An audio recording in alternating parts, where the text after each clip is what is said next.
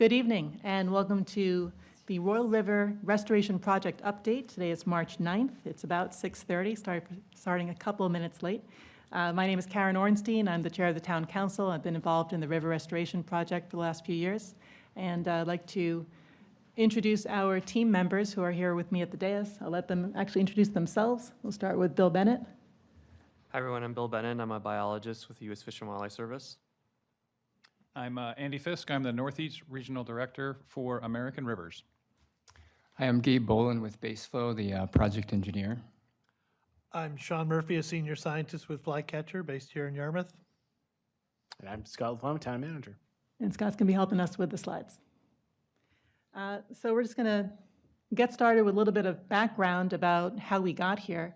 But first, I do want to mention that part of the reason we put together this meeting is that when we were doing our permitting with the DEP, when we first put it in, and Sean can talk more about permitting later, there was a request from a number of people in the community for a public meeting with DEP. And DEP felt that a public meeting wasn't warranted because this community has been so very engaged and aware of the river restoration project as it was going forward. But given that there's been a request for more information, especially about the design work and the permitting, we are happy to be putting together this community update meeting to inform all of you and answer your questions. So, do we have a PowerPoint? We're ready.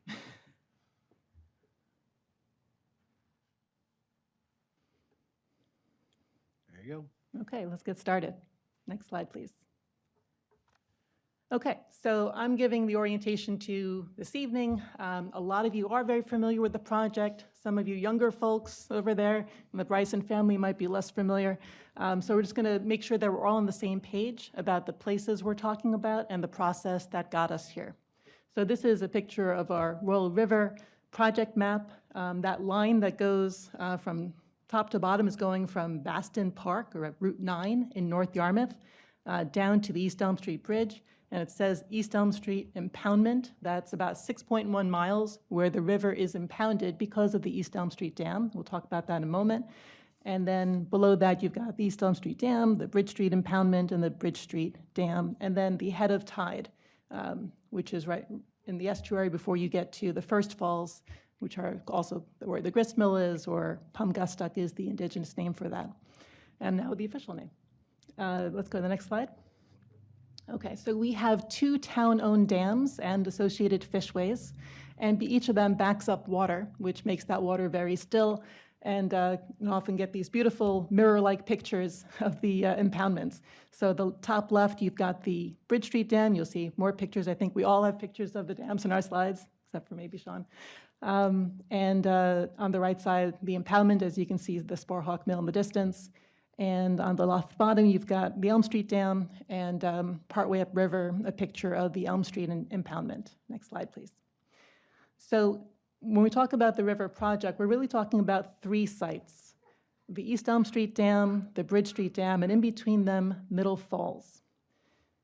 So Middle Falls is the former location of the Forest Paper Company, and there was a lot of work that's been done there. There was a dam that was there at one point.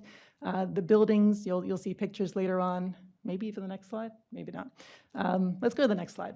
I'll keep talking about it if it's not there. Okay, so Middle Falls, you at one point had the Forest Paper Factory have a dam. They also built their buildings directly on the bedrock. So there's a lot of modification that happened in the channel there. And we know that fish were able to get upriver historically, but they're having trouble at Middle Falls now. And so any project that we do has to take into account, how do we help the fish get past Middle Falls? So I am starting my background in 2013, but in this town, it started a long time before that, as Landis knows. And Landis was part of writing this letter to the Army Corps on behalf of the town, asking if they might be interested in doing a project to see whether or not we could restore our river to a healthy, connected river again. And a few years passed, and they say, yes, we can, and they issue what's called a federal interest determination. And that's something that says that this is a project that is worthy enough for the federal government to take an interest in. And if you can just click ahead. Because it has the potential to restore up to 135 miles of river for reproduction and early life habitat. More fish in the river benefits the mammals and birds in the environment, and the river itself will have improved water conditions. So all of this made it worthwhile for the federal government to get involved. So we did the next year get into a contract with the Army Corps to do what's called a Section 206 feasibility study. So under the study, we would give money to the Army Corps. They start with whatever's left over from their money from the federal interest determination. They start with $100,000. Whatever's left from that, they'll spend on the feasibility study. And then after that, it's 50-50 split with the town. And it's a cost share. So they give us an estimate when we start off, but it could change over time. And in this case, it did change over time because the project changed a little bit. They realized that they had to deal with Middle Falls more than they originally thought they had to. There was a lot of community engagement, and that was something they responded to by having meetings, by reviewing comments from the community as well. And so our final cost, when we got our balance back from them, was $383,000, and that was paid over multiple years. And what did we get in return for a feasibility study? We got a water model, what they call a hydrology and hydraulic, or H&H study, that tells us how the river is going to behave and change after dams are removed, if that's what they recommend. A sediment study, which was especially important to our businesses in the harbor who were concerned about whether contaminated sediment or too much sediment would come downriver and become a harm to their businesses because they would have to dredge it and it would be more expensive.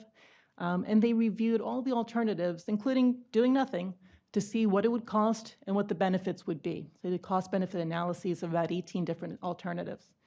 And in the end, they selected one of those and gave us a 30% engineering design and a cost estimate for that plan.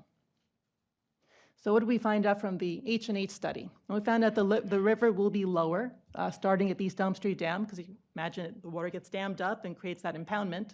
But then it starts to peter out by the end of the existing impoundment up in North Yarmouth, around Route 9.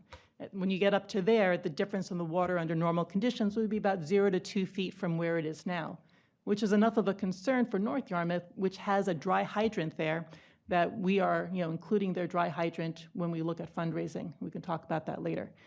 There's also a couple of places where paddlers might need to do portage, but we could address that with dredging, and we have a joint committee with North Yarmouth that can do that. And the river speed will increase. Now, it looked like it was a dramatic increase. It doubled in speed, but you can still walk faster than the river, which will be going at 2/3 of a mile per hour. Okay, sediment study. So one of the interesting things was that there wasn't a lot of sediment to study. A lot of the river was scoured because of the flushing nature of the river. It just flushes the sediment down. So whatever's been in there in terms of contaminants has already gone to the harbor and perhaps out to Casco Bay, and we haven't had any problems in the past, or at least the harbor businesses haven't had contamination that impacted them in the past. There was mercury in a previous study that was below Bridge Street. So this is not even above the dams, something that was already below the dams, and it wasn't there anymore when they went back to look for it.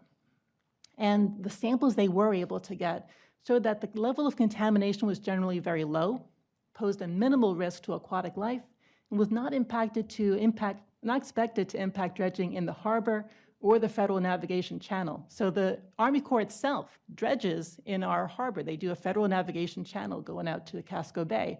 And they are not making any plans based on the studies they have done to anticipate higher costs of dredging because of contamination, because they're pretty confident based on the work that they did that that's not going to be an issue.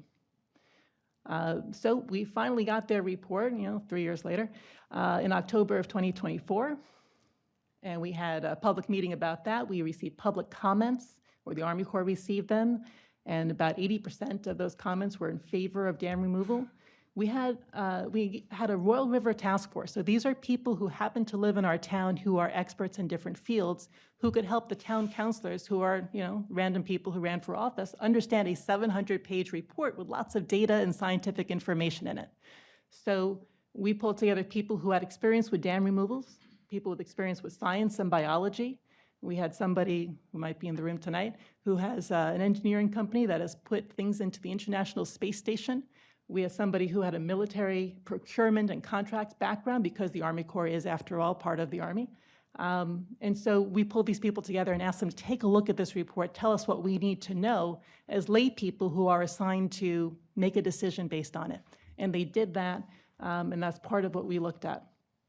And we had multiple town council meetings and hearings about it where we got to hear from the community. So the Army Corps had a tentatively selected plan at that point. It became their final plan.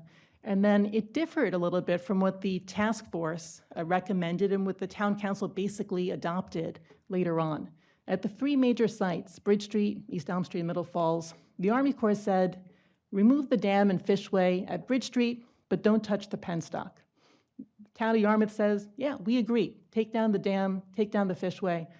But when it comes to the penstock, that is old, abandoned material that is blocking a wall that needs repair, and no one's been able to get to that wall in 30 years, and there's a house on top of it. So we are looking at this holistically, and we are fundraising to remove the penstock and get to that wall and do what we can. East Elm Street, Army Corps wanted to remove half the dam and leave the other half standing.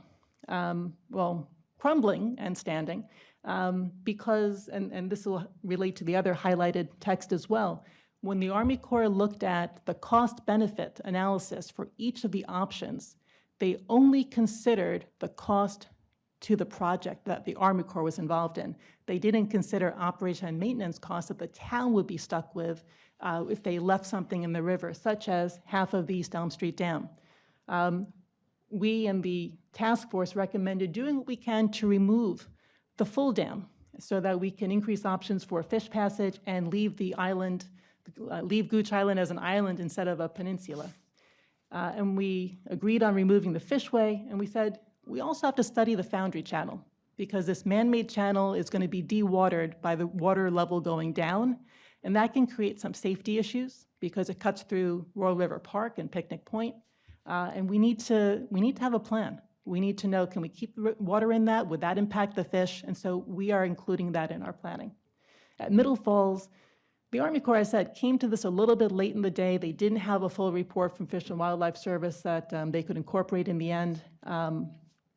And they picked the option that was the easiest for them to make sure the project would work, which is basically building a dam in the middle of the river and pushing the water into the back channel around Factory Island. A 40-foot dam, pretty much where the old Forest Paper Company dam used to be. Okay, it's a wall, not a dam, but it's like a big thing in the middle of the river that we would then have to take care of after they build it.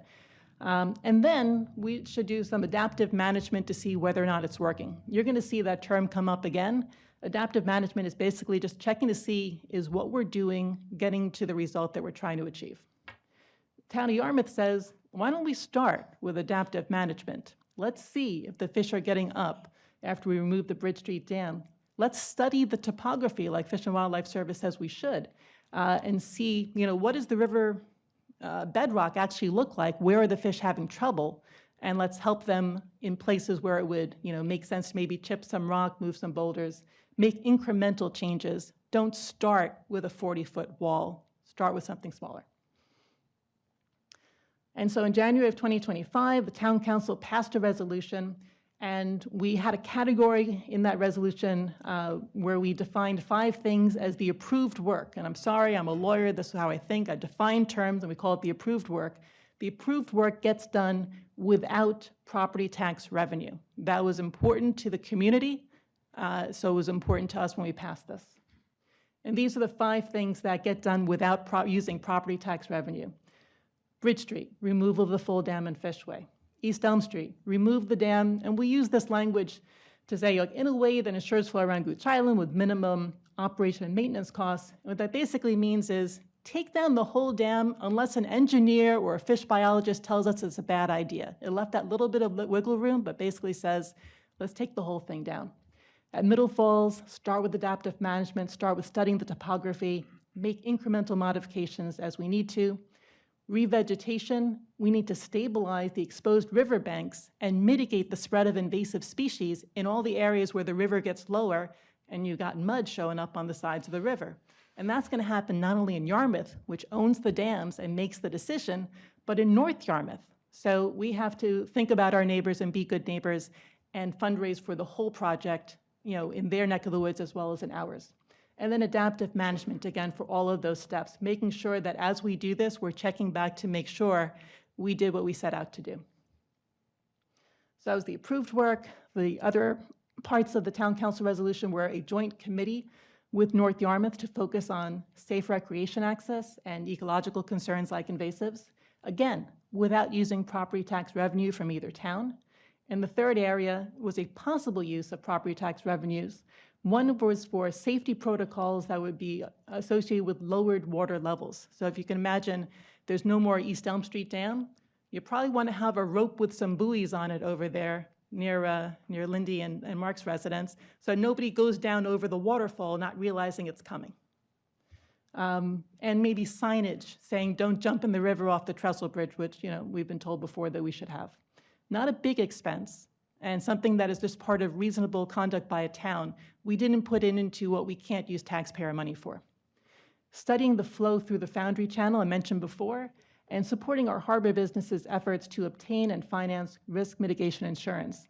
Now, when Scott clicks, there's going to be 2 X's that show up, and that's because we are already studying the flow through the Foundry Channel with our project engineer, and that is part of funds that were donated that we're not going to end up using any property taxes for. And the other is that we have found a different way to protect our harbor businesses from possible harm, and that is to have it included in an environmental liability policy taken out by the contractor. Any contractor working in a river has to take out an environmental liability policy that includes pollution going downstream, including sediment. And so we would make sure that the policy is specific about our kind of sediment and the kind of impact it can have. And we've already got an underwriter who's willing to underwrite this policy and a quote on it. But that would become part of the project cost and not property tax revenues being used for it. So that is it from me, and I will pass it on to our next presenter. I think it's going to be Andy. Whatever you say. Might be Andy. Good evening, everybody. Again, my name is Andy Fisk. I'm the Northeast Regional Director for American Rivers. Our role in this project is to be the project manager and fundraiser. So American Rivers, we're a national organization. We've been around for 50 years. I have been with American Rivers for 2 years. Previously, I worked for 11 years running an environmental nonprofit in the Connecticut River watershed, and I had several positions in Maine state government. So my experience is both as an environmental regulator with these issues. I have personally supervised 17 dam removals, and my organization has been responsible over the last 40 years for several hundred dam removals. So it's what we do. What we also do is show up and ask how we can help. And so my conversations here in Yarmouth were just that. We knew that this project had been on the books for a very long time, and there was significant interest in the community.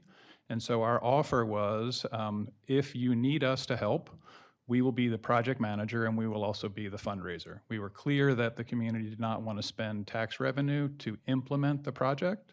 And so what we were able to do based on funders that we have foundation and other funders that are interested in doing these types of projects.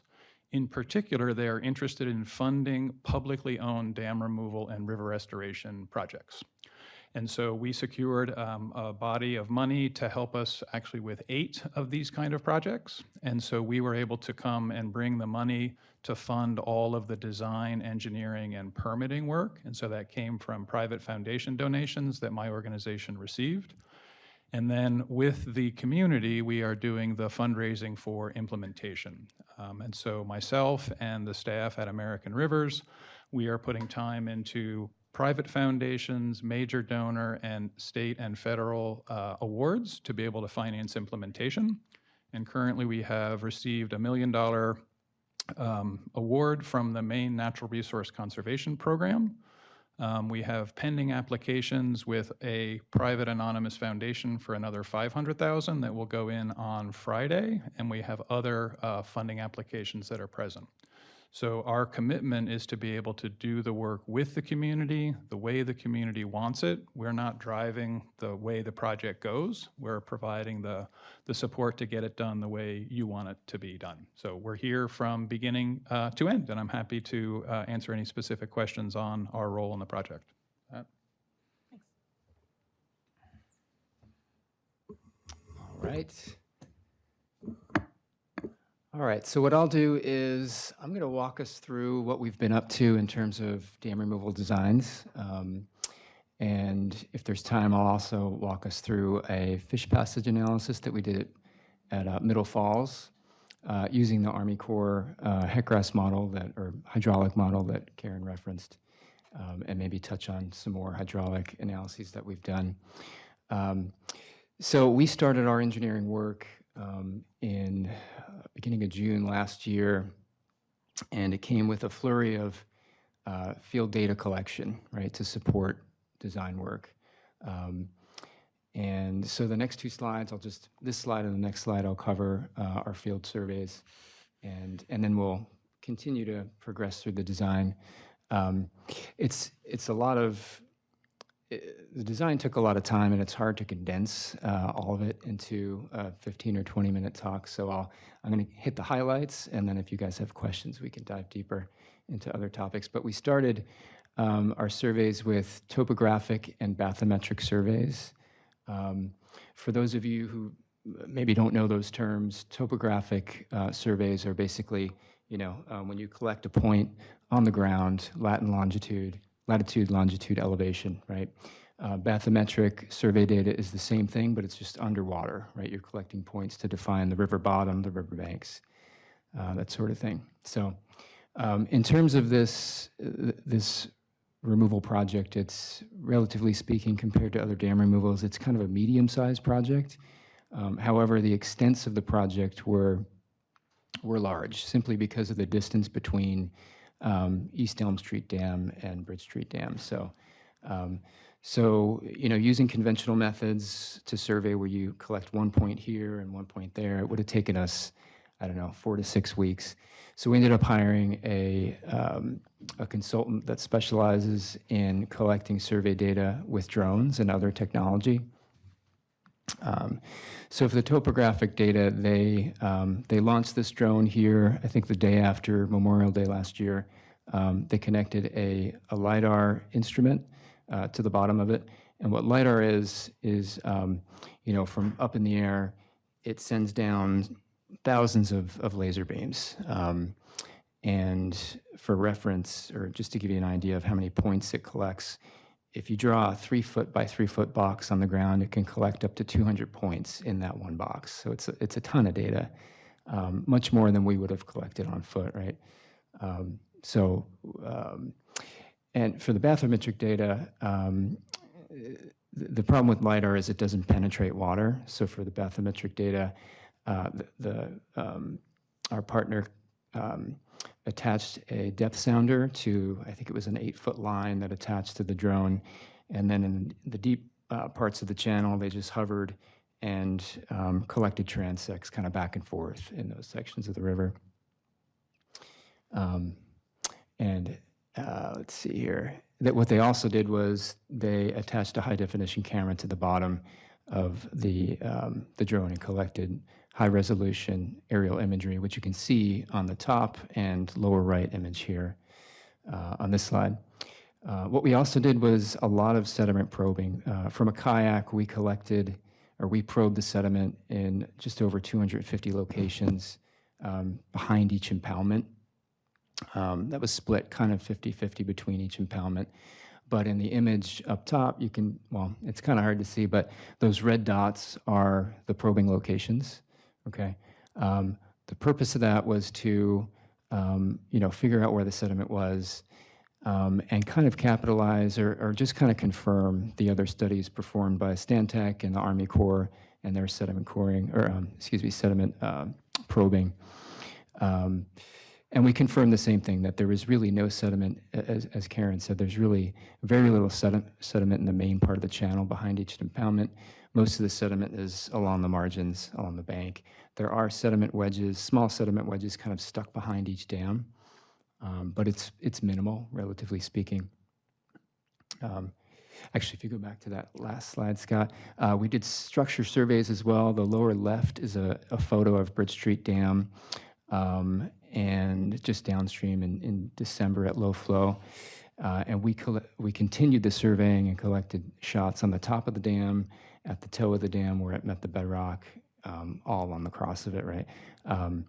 And I have a screen capture of the data that we collected from one of our plans that I'll show later so you can better visualize that. We also did wetland delineations, Flycatcher took care of that. And this is just an image in the lower right of the extensive wetlands on River Right downstream of Bridge Street Dam. Next slide. So the reason why we collect all this information, obviously we want to know as much as we can about the river and the structures that we're going to be dealing with. But we also kind of, break all that information down to create a base map. And a base map is all of the basic information that we have on every sheet of our engineering plans.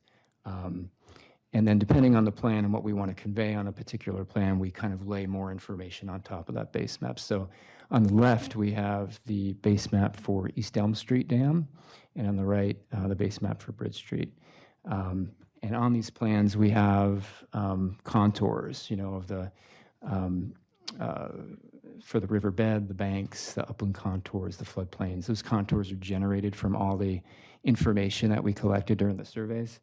The base maps also include a delineation of buildings, the roads, the walking path that we all know of on River Right by Bridge Street Dam, utilities and land ownership, that sort of thing. The third bullet is really what we're focused on, right? Both dams, both fish ladders, the penstock pipe at Bridge Street, and the retaining walls. So we actually have retaining walls on River Left. And when I say River Left and Right, it's for orientation purposes. When you're in the river looking downstream, River Left is on your left side, River Right is on the right. So we have retaining walls that we're dealing with on River Left at both projects, and of course wetlands and other natural resources. So this is an example of our base map at Bridge Street with more information laid on top, right? So this is a screenshot from one of our engineering plans where we're trying to relay a suggested construction sequence to the contractor, right? For the purposes of project bidding, it's typical to provide a construction sequence that everyone bids on, all the contractors bids on, for the sake of getting, apples to apples bids. Later on, they can suggest an alternate construction sequence, which might be more cost effective or more efficient. But this is what we relayed. And I'm not going to get into this, but just to give you an idea of what we're showing here, I have a pointer here. So let's try to show you guys. So for instance, we need to show the contractor how to get into the site, right? So this thick dashed line along the walking path is access on the River Right side, and they were suggesting they build a gravel kind of ramp to get down to the water level. These rectangular polygons here are timber mats, which we suggest they use to traverse across the uneven bedrock, right? And then we have another access point on River Left, just behind 80 Bridge Street. And just a couple other points here. So number 2 here, bypassing flows around the work. In my opinion, this is one of the hardest things to do for these kind of projects, and it gets harder the bigger the stream or the bigger the river because there's more flow involved, right? So it's normal procedure to try to bypass flow around your work, right? We're going to be hammering away on a dam. We're going to be removing some sediment behind the dam. We're going to be making a bit of a mess, and you don't want water running through all that work, right? You'd have a pretty significant water quality issue downstream. So you want to bypass the flows around the work. And we're lucky enough to have on River Left the penstock structure here and a penstock pipe. And we're suggesting they cut out a section of the penstock pipe, open up the penstock gate. We're proposing a sandbag cofferdam to kind of, when you open this gate, the flow goes through to kind of encourage the water back to the center of the channel. Nothing's going to go downstream past this point, but we're going to encourage the flow back to the center of the channel and again bypass the work that's going to happen. Then they can come back on this side and take out the fish ladder and then kind of take out this wall section of the dam, and I can show you why I'm calling it a wall section, and then get within the footprint of the existing dam and start to incrementally take out dam and sediment, moving towards River Left. And incrementally, every time they do that, they kind of reset the cofferdams to further kind of keep the water away from their work. So maybe stop there, next slide. I just mentioned cofferdams. So cofferdams are, this is kind of standard procedure for a contractor. We provide details as just for basic purposes, but I did want to share what cofferdams are. They're going to be an integral part of this construction. There's kind of a Jersey barrier approach and then a sandbag approach. The sandbag approach is much more popular. They typically use what's called bulk bags, and bulk bags are kind of 3 foot by 3 foot by 3 foot high bags that can hold about a cubic yard of sand or other material. They have a strong strap on top, and with an excavator you can kind of put them into place, create a line, and then put plastic against that with smaller sandbags at the toe of that and create a nice seal. So this is the screenshot from our dam detail plan, and yeah, you can't really see this too well, but what we did again was collect shots on top and at the toe of the dam. We also collected cross sections perpendicular to the dam along these lines, and then these arrows which point towards the river right side. Imagine kind of cutting through the dam and looking at it from the side, and that's what these sections are here. So I mentioned the dam section, I'm sorry, the wall section of the dam here. This is about, I think, 2.5 feet higher than the kind of the normal spillway of the dam, right? And all of these, the entire dam is on bedrock. But the reason why I'm sharing this with you and we're sharing it with the contractor is because the point is we want to give the contractor as much information as we can so that they can sharpen their pencils and give us their best price for construction. If they have a question mark in their head and we haven't done a good job of relaying something, then they're going to just raise their costs, right, to cover their risk exposure. So next slide. So Karen touched on exposed banks. So as you would imagine, once we remove the dam, and this again is a Bridge Street impoundment and an example here, but once we remove the dam, the normal pool elevation is going to drop, right?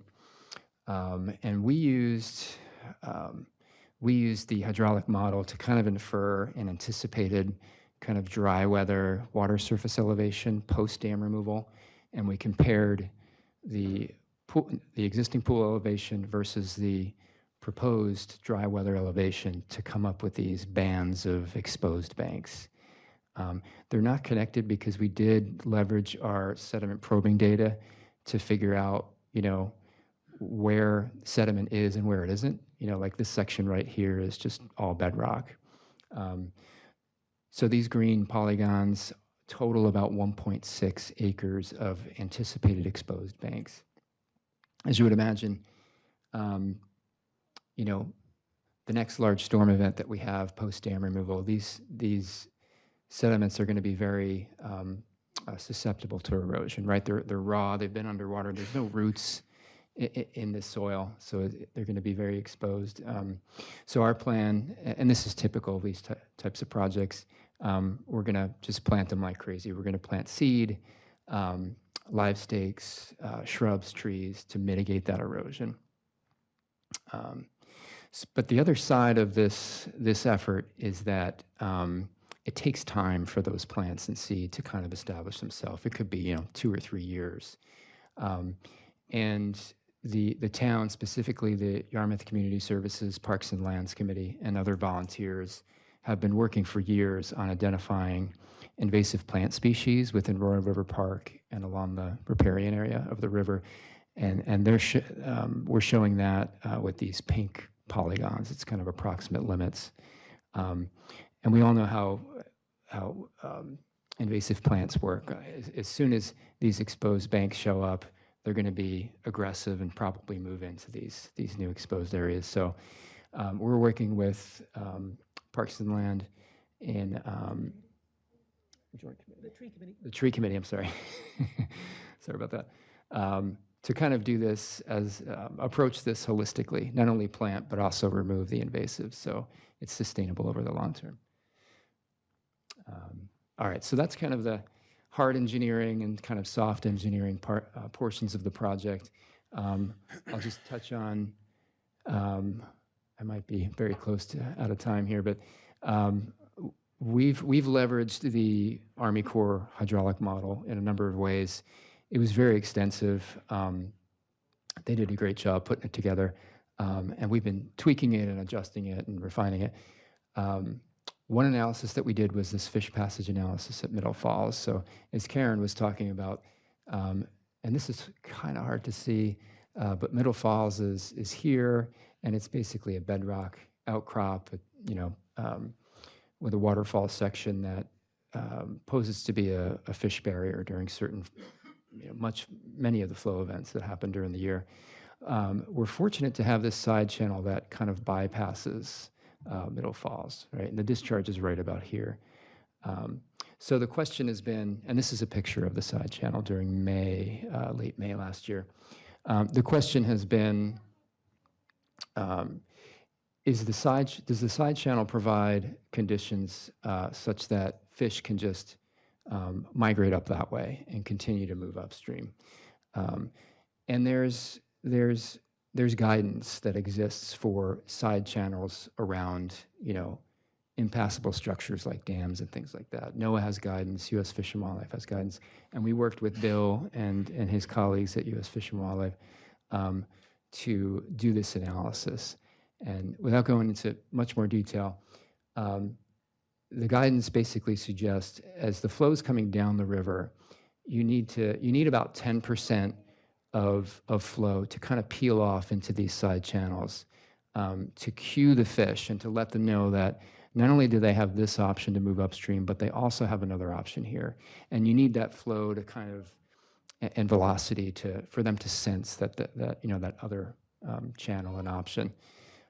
So we went through the analysis, and short story is, under all of these different flow events, and I don't want to get into this, but these are certain flows. You could see the CFS here that are amenable to fish passage during certain times of the year. We get double the 10%. We get 23, 17, 20%. So this was great news. It's models are, it's the accuracy is plus or minus, 5, 10%, depending on the effort that you put into building it. But we know that this is a solid model, and these results are very favorable for fish passage over the long term. And then I'll touch on this quickly.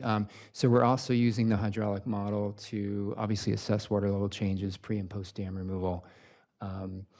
As Karen mentioned, number 2 here, we're assessing the reduction of water depths through the Foundry Channel.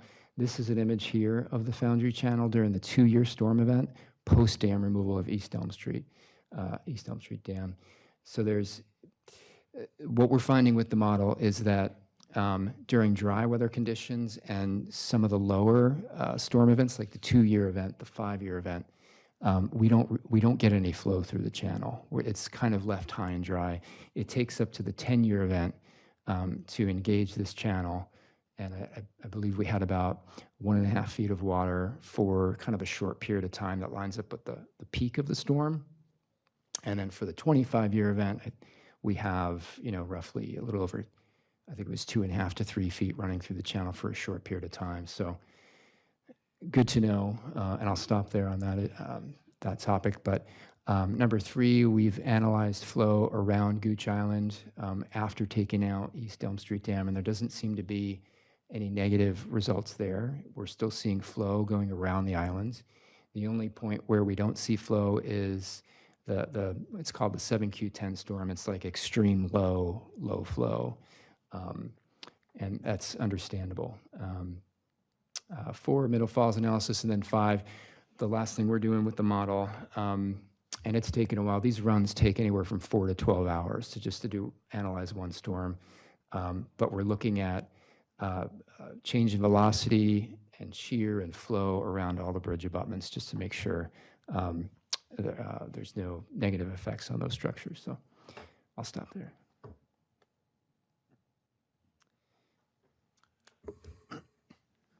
So I just want to point out, Gabe focused on what's happening at Bridge Street because that's what we have money to do this coming work season. We are putting in for permits for the entire project, but we didn't mention, the work that might be done in Middle Falls or at East Elm Street at this point. We don't have enough time to do all of that tonight. Right. Dave, I'm sorry, Sean. Problem. Again, my name is Sean Murphy. I work for Flycatcher. We're a small environmental consulting firm located here in Yarmouth. I've been doing regulatory and permitting things for about 20 years, and what I know from talking to my wife, family, and friends is it's not very interesting to anybody but me.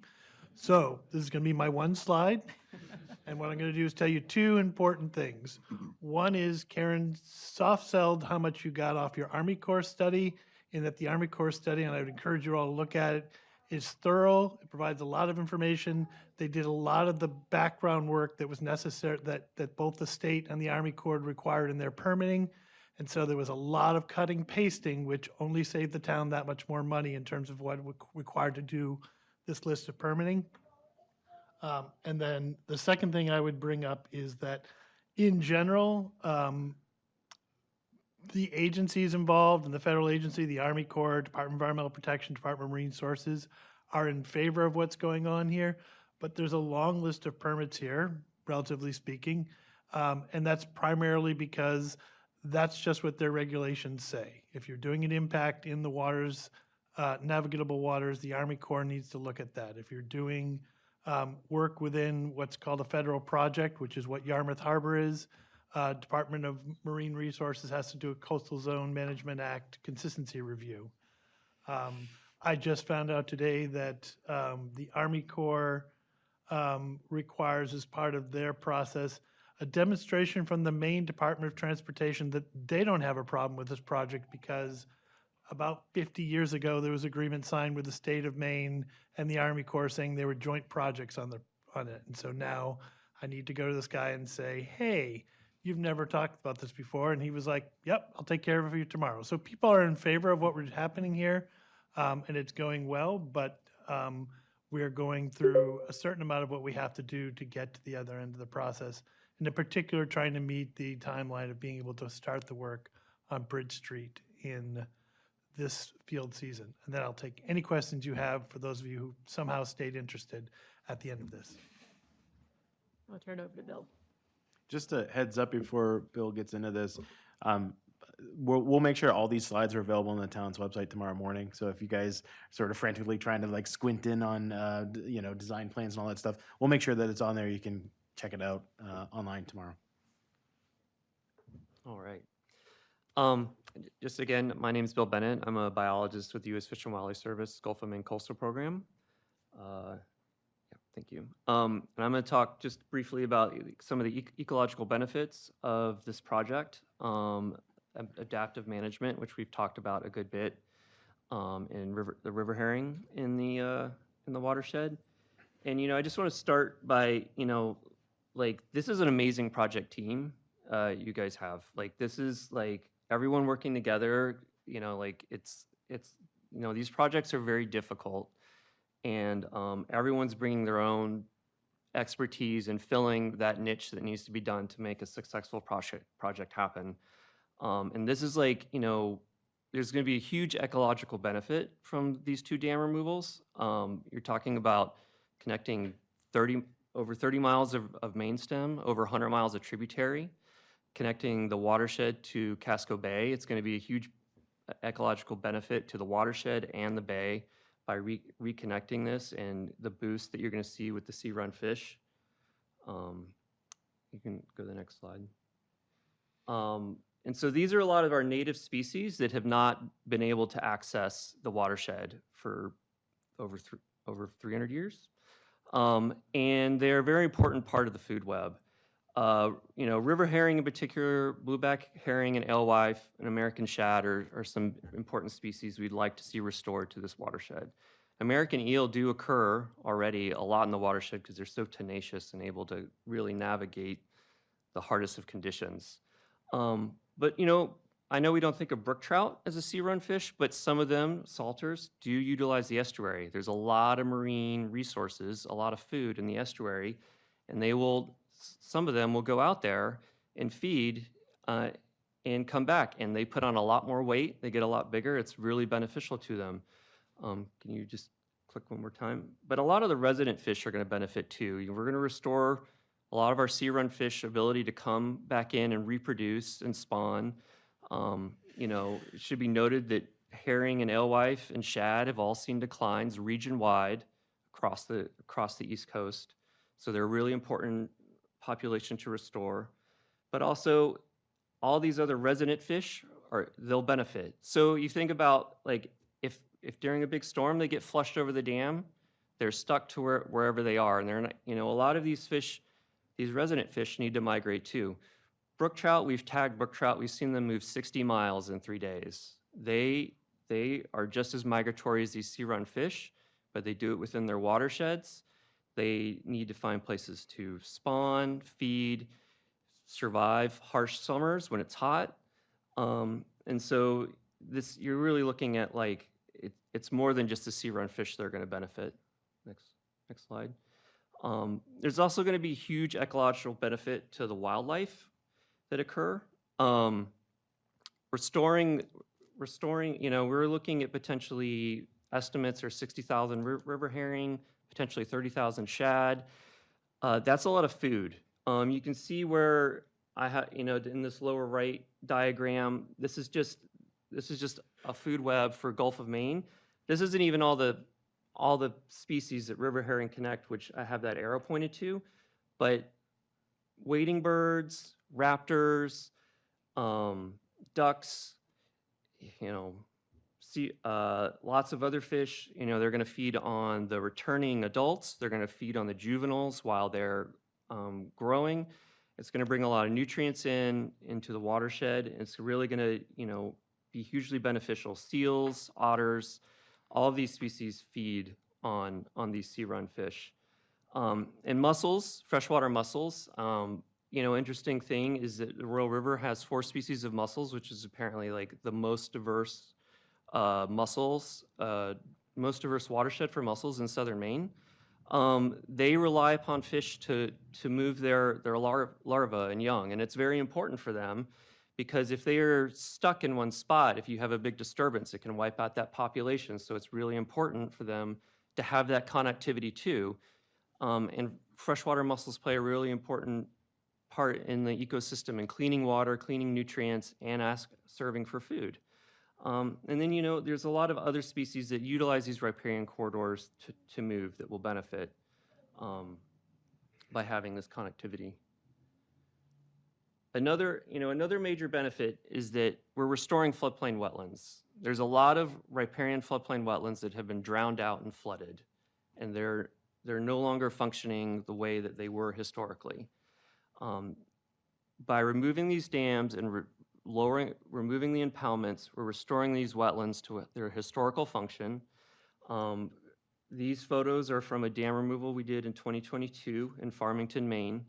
You can see from 2019 to 2025, we have full cover of trees and shrubs coming in.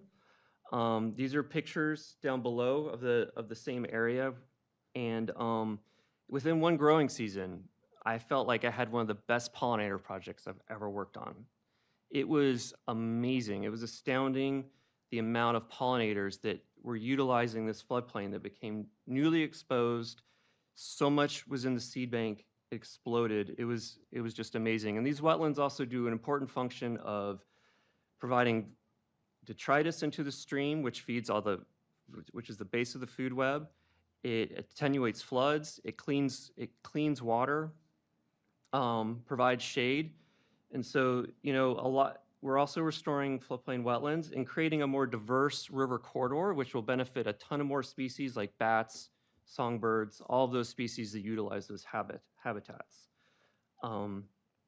We're also, we're good. Also, water quality will benefit. You can go to the next slide. So yeah, I was onto that. In impounded rivers, the water residence time is slower, gets mixed less, more exposed to the sun, it's warmer, less dissolved oxygen, nutrient cycling is disrupted. Casco Bay Estuary Partnership has done monitoring in the Elm Street impoundment, which shows that their dissolved oxygen is lower the temperature fluctuations are not natural within the impoundment. There are what we want is we want to see 7 milligrams per liter or higher for good water quality. That's a Class A stream. There are places in the Elm Stream impoundment that are hitting 4, which it's pretty low. It's a lot of fish can't utilize that. We're hitting areas that are anoxic, and you're talking about from it's where it's stratifying. It's 6 feet and down. So you're talking about like a 12-foot water column that's basically unusable by biology because there's no dissolved oxygen there. An example from the Farmington project, Maine DEP monitored dissolved oxygen, and this graphic in the middle is pre-removal and post-removal. The red representing that was a hypoxic area where there's no dissolved oxygen. That dashed line in 2022 is when we removed the dam, and we were hitting dissolved oxygen over 7, 10, because what we're doing is we're reducing that residence time, increasing the amount of mixing that's happening as the river goes over riffles, it's re-oxygenating it, and just kind of restoring that those water temperature fluctuations back to a more natural system. And so we've talked a lot about adaptive management, and that's because there's passage concerns. Good thing is, Gabe's modeling shows that we think that passage should be good here. It's, looks like there's sufficient attraction flow to cue them. Depths and velocities appear pretty good in the bypass channel. But this river has seen significant modification. There was a dam here. The falls here have been blasted. There was a bridge here that collapsed. There was a water diversion structure here for the mill. There's been a lot of modification here, and a lot of dams we remove. Rivers, once they get channelized this and pinched into one spot, passage may not always be possible. Even if you remove the dam or the major obstruction like here, passage may still be an issue. And so, if you go to the next slide, we're going to take an adaptive management approach. Initially, what we're doing, because we're assessing those conditions by measuring velocity, looking at depths, looking at slope through the watershed, and seeing if those criteria fit with what we know river herring and shad and those species can swim through. But the other important thing we're doing is we have people looking at the fish ladders to see are fish there. And also eDNA sampling is being done by Casco Bay and Royal River Alliance, which is very helpful because there's not a lot of fish, right? So it's hard to find them, hard to see them, see if they're doing well or navigating these areas. But eDNA, by taking a sample from the water column, we can see, are those fish present there? And initial collection of the data indicates they are not getting past Bridge Street. River herring are not getting past Bridge Street. So we haven't really had a chance to see this area tested yet. But we're going to, this is going to be years where we're looking at this and monitoring this.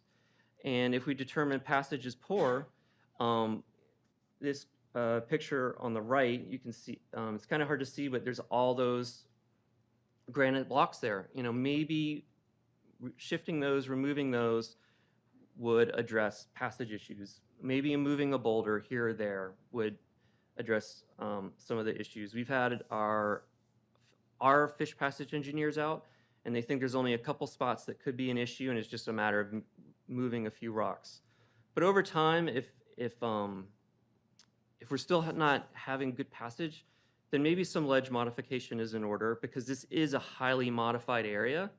The ledge has been dynamited multiple times. We have documentation of that, and so it's just not natural, right? And so we might have to make modifications to kind of improve passage for some of these species. I mean, the good news is we do still have alewife and bluebacks returning. They have been not able to access all of their habitat, but they are still returning and there is still a population there, which indicates they want to get up into the watershed. And this has been confirmed with eDNA sampling. Also Mike Brandemart, who's watching the fishway, he's seen a few fish in there at the same time that the eDNA picked up that they were there. So there's definite evidence that they were there. DMR has also indicated they're planning to stock bluebacks this year, which will be really great. It will, this is a diagram of kind of the life cycle of river herring. It will be 3 or 4 years before they return as adults to spawn. So, until we really have good numbers, it's pretty hard to assess how they're doing passage-wise, but some of these other methods that we can use will at least give us a sense of what can we do proactively to kind of help make sure they can get to the upper watershed where they want to be. And that is all I have. Thanks. So I just want to throw out that eDNA is environmental DNA.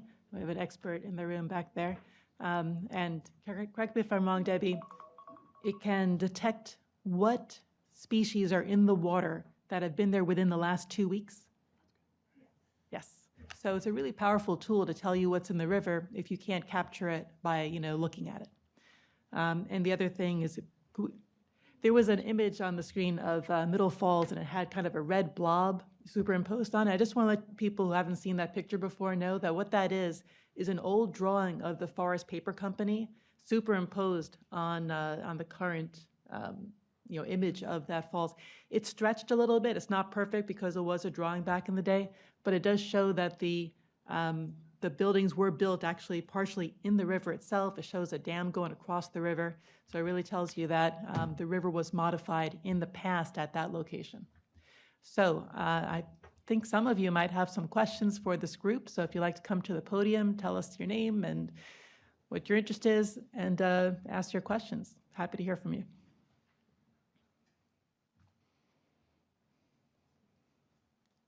Hello, my name's Debbie Landry. I live in Yarmouth.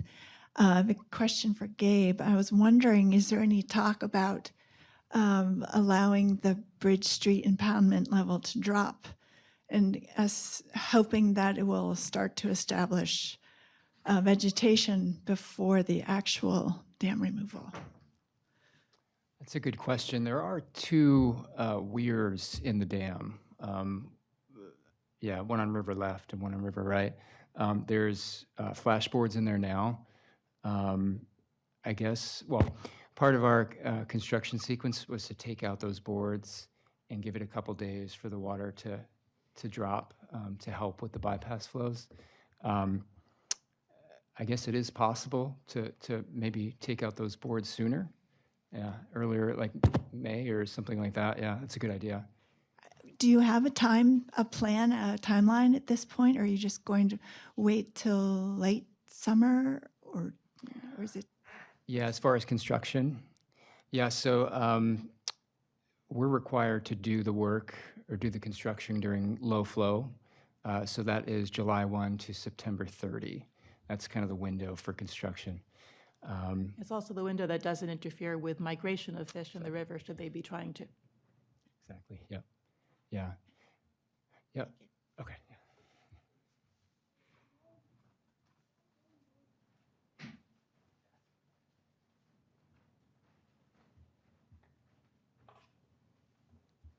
Emily Bryson. I live on East Elm Street. I feel like it was kind of touched on throughout the presentation, but hoping you might be able to just do an overview. So it sounds like we've got $1 million. The plan is to remove Bridge Street Dam between July and September sometime. Can you, I feel like that's kind of been pieced together, but hoping, Karen, maybe you can just do an overview of what the plan is moving forward. So we'd remove Bridge Street and then we do more adaptive management or something at Middle Falls. And then what would be kind of the progression moving forward? So the sequencing that we're talking about doing is Bridge Street first, then East Elm Street Dam, have a chance to see how things are going at Middle Falls, have a chance for those fish that are going to be stocked by DMR to go up a little bit and see if they're swimming past, and then see what we need to do at Middle Falls as the third thing that we do. Right now, we don't have the funds in hand or awarded for East Elm Street Dam or Middle Falls. And I don't know if Andy wants to talk about it at all, but, you know, if the NOAA grant comes through, it could pay for everything. If it's partial or if other funding that we've talked about comes through, at some point, we'll probably have a funding gap, and that's when we're going to, you know, really start in earnest to fundraise to finish that so that we can continue with the project. Thank you.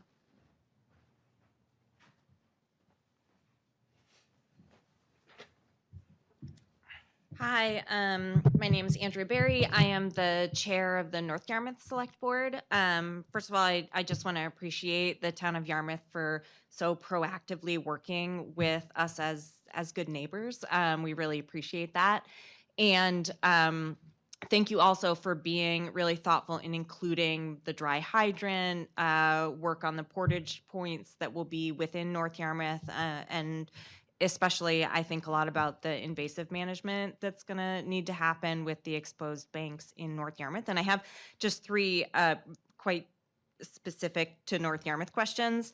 The first one is, Gabe, you mentioned that there is 1.6 acres of anticipated exposed banks. And I was wondering if that was just in the dam location, or kind of what is the scale along the river that we need to be thinking about in terms of the exposed bank area?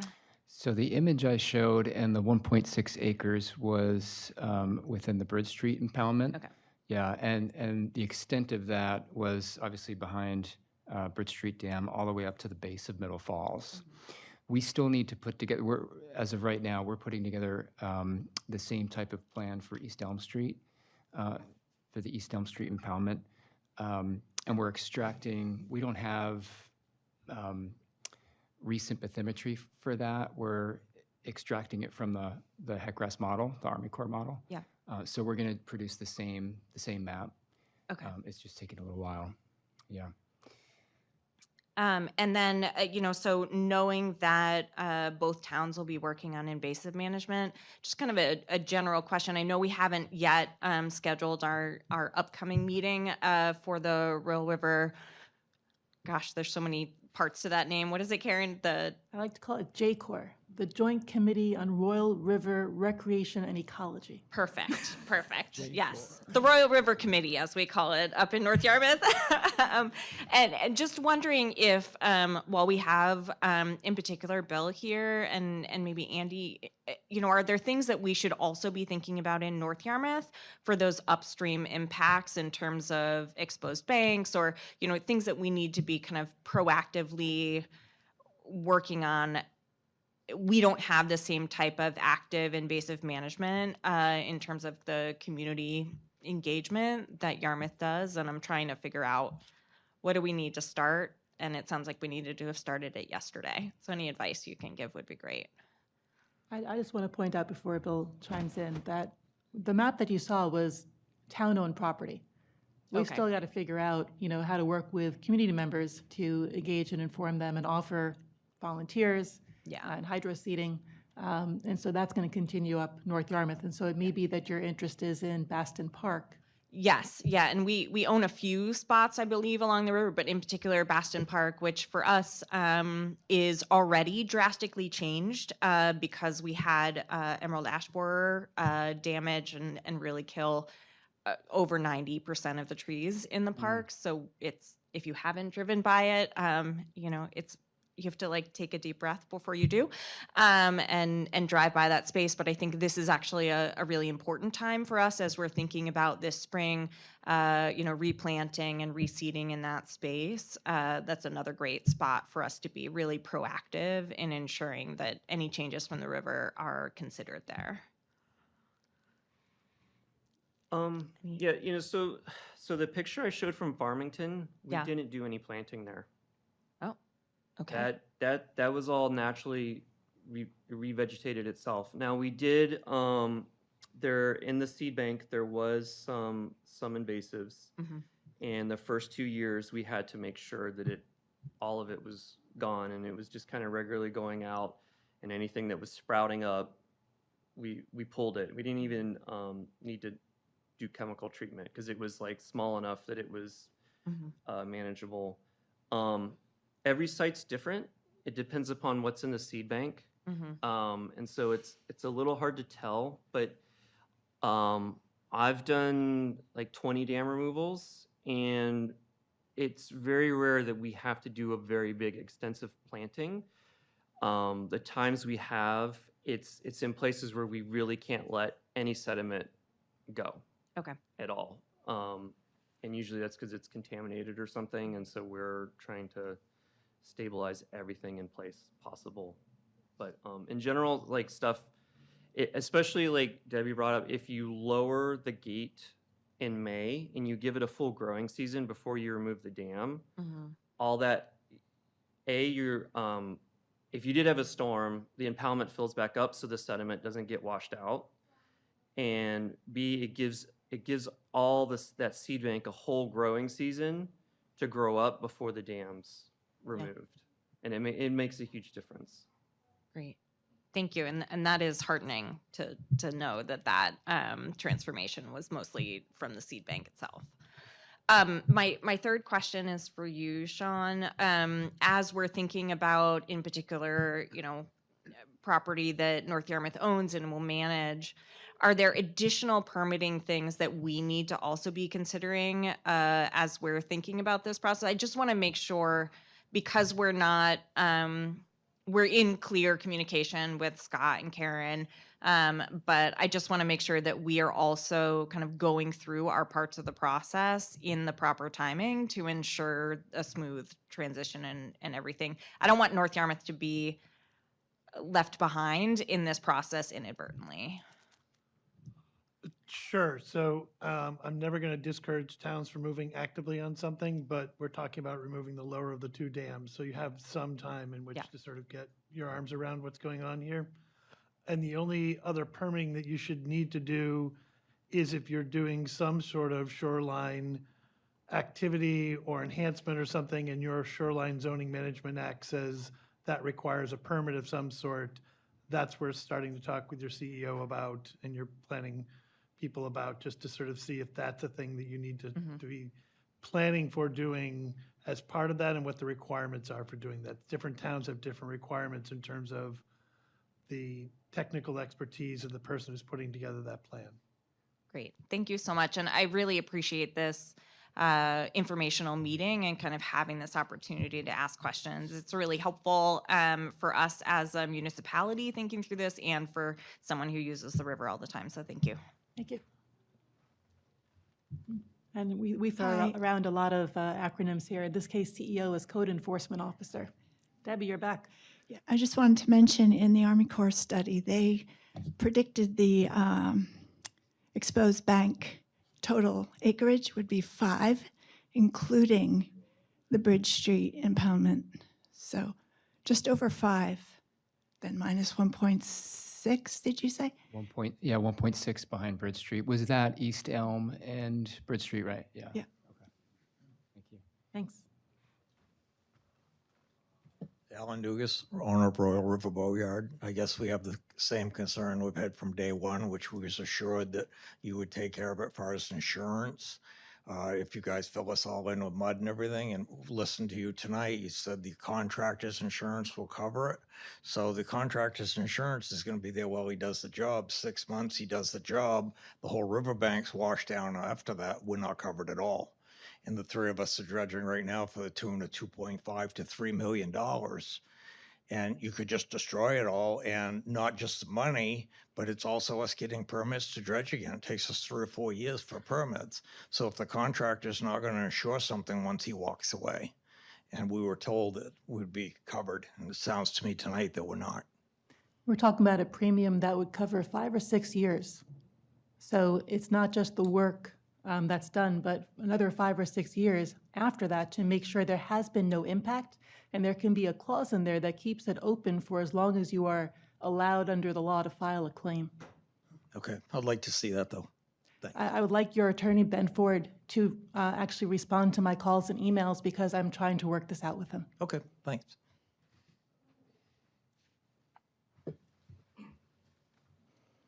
My name is Mike King. I live on 20 Island Park. Couple of questions. The first one, sort of to follow up with Mr. Dugas, is that based on your modeling, there's always a 5 to 10% error range. And I know that the risks based on the U.S. Army Corps of Engineers studies are low to minimal. Which one of you experts sitting in front of us actually will, if worst things come to worst and there is some bad outcome, who is ultimately responsible? Sorry, the question is if we are Yeah, wrong if about something, the... if we're- something were to happen that is that you all say won't happen, that has a minimal or low likelihood chance of happening, who is responsible? If we are talking about sediment in the river, is that what we're talking about? Sediment, invasives, flooding risk to residential properties. I can say that the sediment and any pollution that might occur because of work being done in the river, say, for example, there's an oil leak from a contractor's machine, that is taken care of in the environmental liability policy, pollution policy. Okay, so I get that you're not doing any sediment testing, but why if you find something or why if something is found? We've done tremendous amount I of guess- sediment guess- testing. I don't want that to go unanswered. I guess that's a simple question is, I mean, Scott, who represents the town, or you who represents the town, can just raise your hand and say, yep, if something weird happens, we're responsible. That's a very easy question So to the- answer. There's a number of entities that are responsible. So American Yeah. Rivers. Okay. So we're administering the funds and we are hiring the contractors, right? So Sure. we're going through our procurement policy based on our own internal policies and that of our funders. And so as an organization, we hold liability insurance.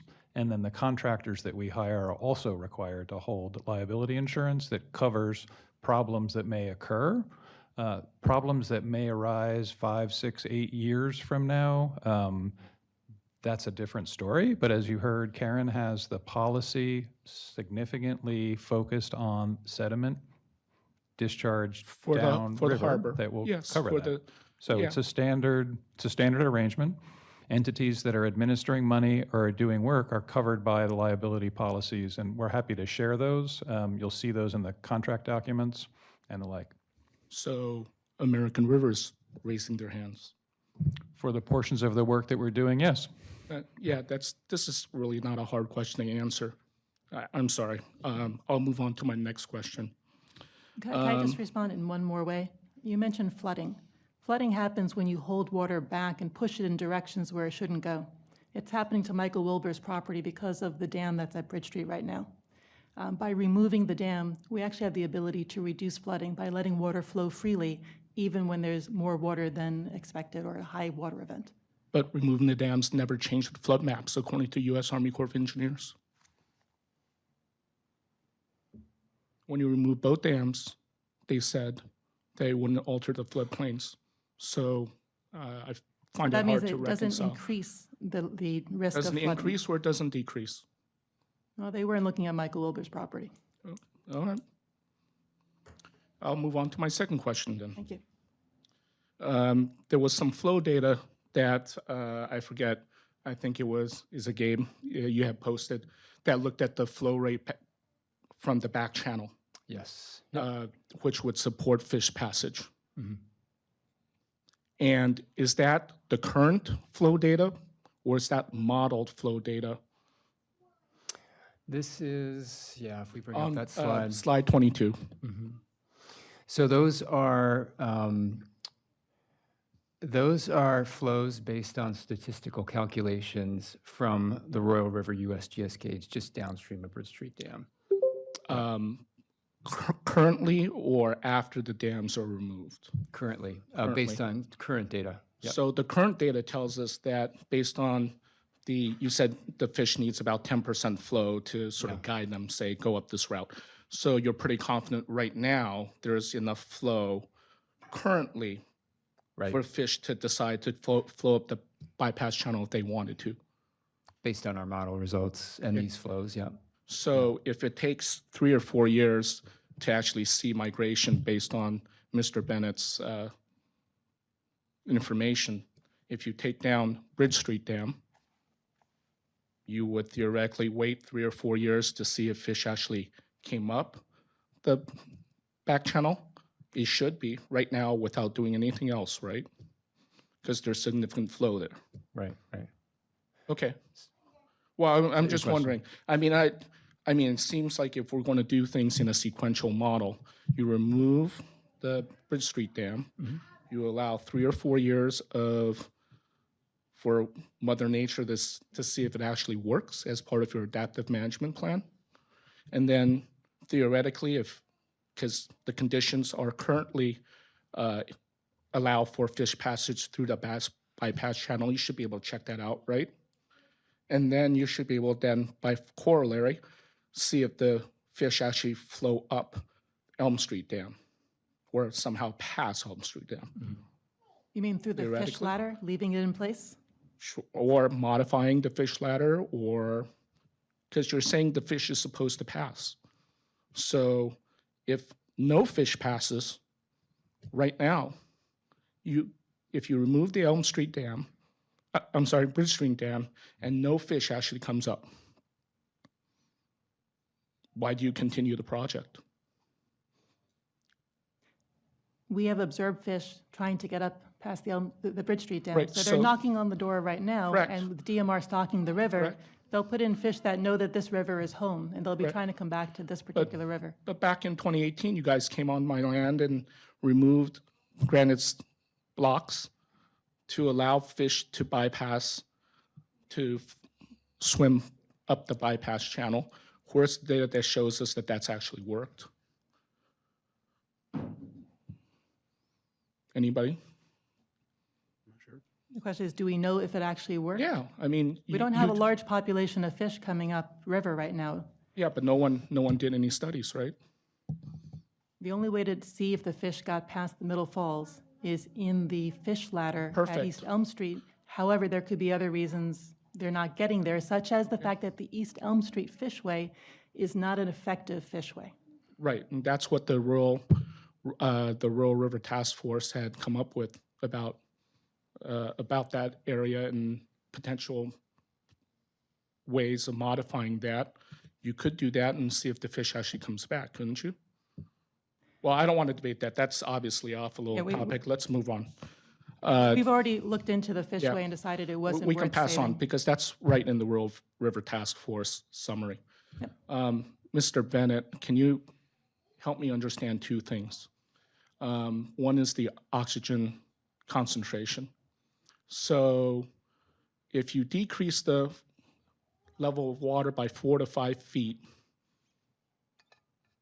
doesn't that decrease your oxygen concentration? Because it doesn't, because it gets shallower and it gets, is it the flow that It's- reoxygenates? It's the flow and the mixing that happens. Okay. So if you have a slow-moving, stagnant water body, it stratifies, and on the bottom, there's no oxygen. Yeah. When you have, so the example of that drawing, Yep.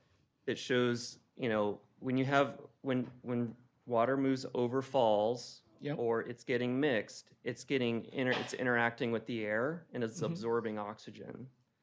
Also, when it's moving faster, it stays colder longer, or it stays colder. It doesn't get as much, the longer it sits in residence time, the more sun it absorbs, which allows it to warm up, and it doesn't hold oxygen as well. And so those two factors contribute to you getting dead zones within impoundments. So it's mostly the speed, because we're not talking about impoundments anymore because you're removing the dams, right? No, it's both. It's the solar exposure, Right, which will be, it's the mixing yep, over roughness features, okay, and it's also the velocity. Okay. All of those things play a factor in whether or not what the dissolved oxygen content is. And so we are clear, the Royal River is currently Class B or Class C? Are you talking about an Elm Street impoundment? No, we classify rivers in the state of Maine, right? The So- status of the water quality standard does not relate to its classification. So it's Class A. B No, it is right class- now. Right Uh, now. There are people in the room who can answer this question. Is it a Class A or a Class B river? It's a Class B river, Yeah, which not needs to Class have, C. which needs to have that 7, was it milligrams per liter? I And it can't be doesn't in qu- all places. It yeah. doesn't, it's, what is the word when it's impaired? So yeah, what I was going to say is that I think if you go look at the water quality standard, the water quality listing, it says that this section of the Royal River is impaired due to the dam impoundments. Right. But it's a Class B river based on the classification. That's what I'm hearing back there. I just remember the part. I that's just wanted impaired, to So, The hear it. state considers it a Class B river. It doesn't have the right dissolved oxygen to meet the statutory requirements for a Class B river. Even though it's still a Class B river. It has not been taken out of that classification, but I believe that DEP is aware that it is impaired Okay. and not meeting its No, I just- obligations, in part because the Royal River Alliance did a dissolved oxygen study with DEP's help and monitoring equipment and reported back to them. But it's still a Class B river. They have not changed the Oh, classification. okay, just wanted to make sure. And then the last thing is, again, Mr. Bennett, just curious. The blasting of the Middle Falls, that actually occurred, at least based on the Stan Heck report back in the 1980s. And it was done by the Maine Department of Fish and Wildlife. So the Department of Maine Fish and Wildlife already had one attempt at blasting ledge to restore things back to nature as natural as can be, as you put it.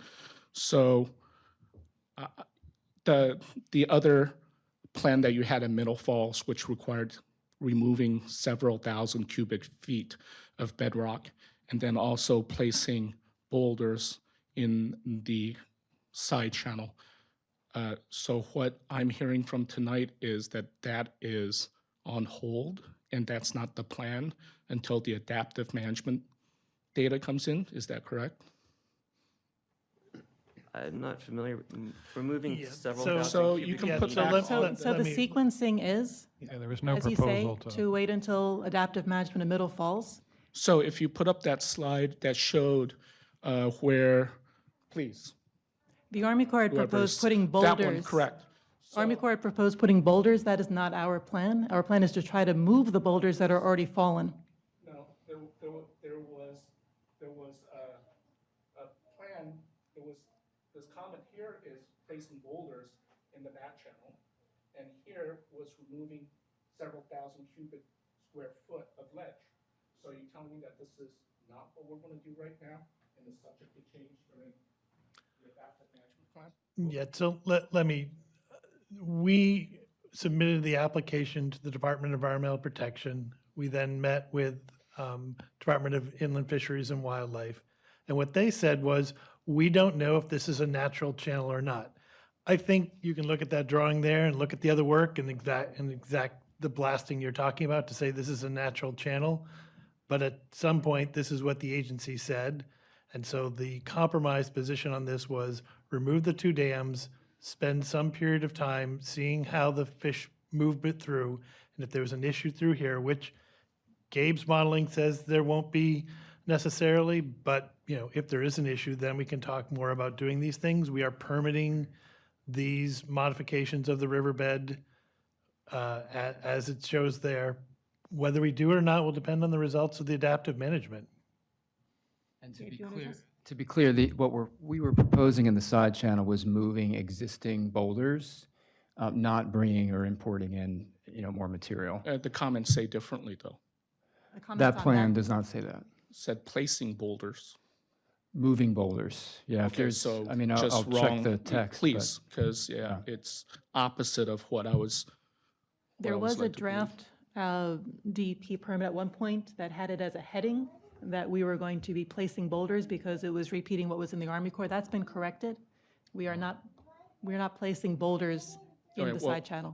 whatever was a draft that We're was gonna turned in use, was the placing boulders. metal bar to move some of the Okay. granite blocks that have fallen into the river, including when that bridge, which you can kind of see there from your land, although it's not in So- the right place, collapsed. So I think it's important that you, thank you. I'm sorry with my questions. I should have said thank you to all of you for spending your time with us today and informing us and sharing updates with us. And I think moving forward, I would encourage the town to continue doing so because this is now the fourth iteration of this, which is dramatically different from the U.S. Army Corps of Engineers 206 study. And so as we have continued on our discussion, things tend to change. So thank you all for your time, and I appreciate and I hope you are willing to spend more time with us as these new information and new data that you guys gather affect your decisions. Please let us know, and please don't make decisions without informing the public in a timely manner, because really this is the fourth iteration tonight. Thank you. Thank you, Mr. Ting.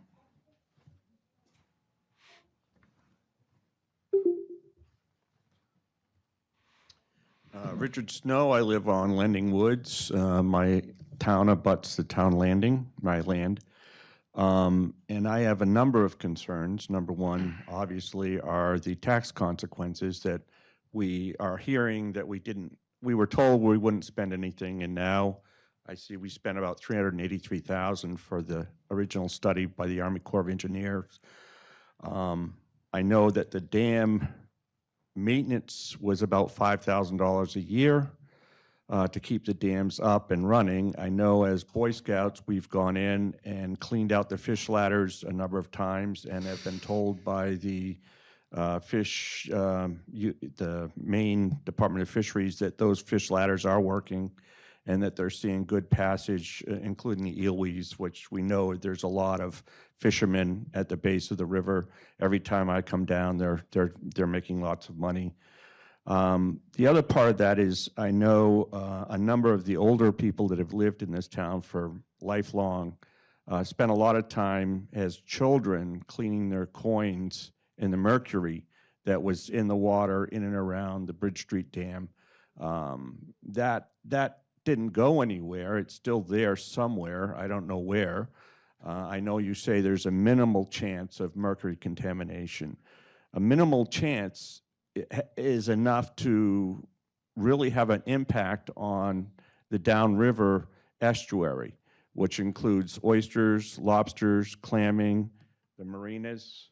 We know that the marinas have had constant analysis of their soil data, of the sediment data before dredging, and it's always been spotless and clean.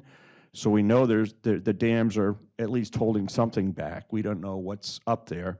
We won't know until you guys clean it out, which is that next my big concern is that we as taxpayers, when I moved here in 2000, my property tax was about $3,600. It's now well over, closing in on $19,000 a year.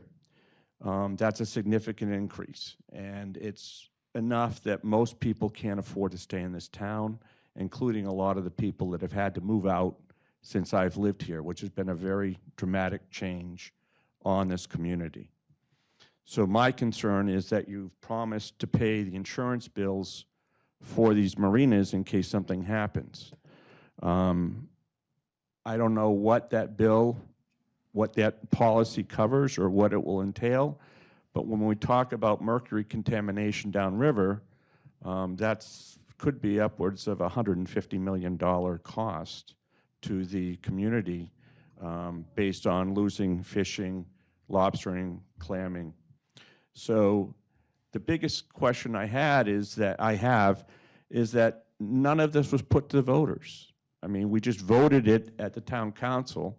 There's the meeting I went to last fall, I think it was, at Patriot Insurance. The majority of the people were very much opposed to this in that room, and yet it moved ahead. So that's very disconcerting to me that we have a very small minority of people that are pushing this. And I think if we did a vote, you'd find, especially knowing that it's cost us a lot of money, including 70 years approximately of maintaining the dams already, what is our future cost going to be? And a lot of people can't afford it. I'm very concerned about, everyone says minuscule. I hear a lot about modeling. Well, we've had 20 years of climate data, and every model has been wrong, 100% wrong on all that climate data that they've been proposing for all those years since we first heard about climate change. So if that modeling and the trillions of dollars we've spent on that has been wrong, all the scientists have been wrong, all the computer modeling has been wrong, what's to say that 10% is not 15%, 15% is not 25%? There's a chance. Everyone says there's a chance. That chance will have a major impact on this community. And you need to really do a gut check and think, is this something we really need to do? Because it's a want, not a need. And that's my biggest concern. Thank you, Mr. Snow. Let me address the tax issue because this comes up a lot.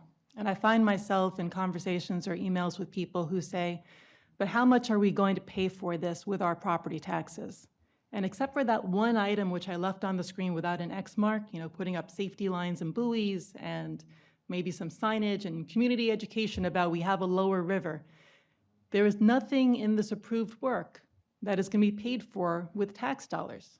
And so no matter how many times you ask, the answer is still, it is not being paid for with property taxes. And you're welcome to come up to the podium, person who just pointed at me. The $383,000 was spent to be in a contract with the Army Corps.